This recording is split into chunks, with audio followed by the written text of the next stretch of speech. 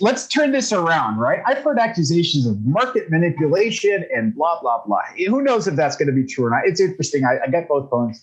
And I'm also not an expert with it. But the accusations are being made towards Wallstreetbets for market manipulation.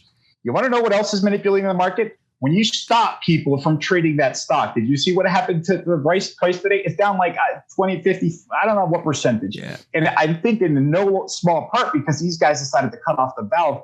They're just as, big a player in manipulating the market, and they're actually an organized union. If I were a regulator, I'd be asking myself these questions. Who's having an effect on these prices? And they're both having an effect. These retail people are pushing the stock up, and the fact that these brokers are blocking them, they're pushing the stock down. There's no free market. Who's the referee here? Again, I'm new. Is it the SEC? The SEC, yeah. Where's the SEC?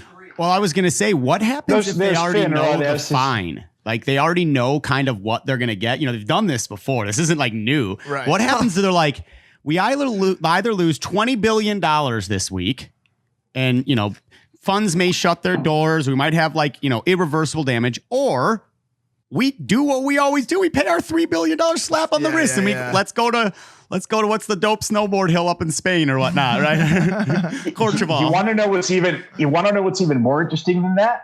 Is what's actually behind the scenes. I haven't seen enough conversation about Citadel. Citadel is the company that handles the order flows for Robinhood, right? They make money every time you trade, period. That's it. They don't care if you make money, lose money. They don't care if you short it, you long it. They making money off of this thing. And a lot of it, because yesterday was the highest volume of stock options traded in the history of Wall Street. So they made the most amount of money on that aspect of it. And you know what else happened? After they knocked over this Melvin Capital Fund, Citadel said, hey, I got a ton of cash laying around that I happen to have made on unrelated activity to your demise. I'll go ahead and buy you. That is the most hostile takeover in the history of Wall Street. I mean, they devised, or at least they're in a comfortable position, and they don't have to worry about the regulators. They're just processing flows. They're like the credit card merchant. It feels like you're sitting at a poker table with a chip leader. Do you know what I'm saying? Like, they can just muscle anything they fucking want. When you're sitting there and you have just enough to get in on the fucking blinds and you're like, yo, I'm going to fight back. And Wall Street is sitting there with fucking stacks of chips. Bro, listen, when this all started happening yesterday, the hedge funds just bought calls. They just bought calls on fucking GameStop to cover their fucking shorts losses. Now they're going to buy more shorts on the way back down.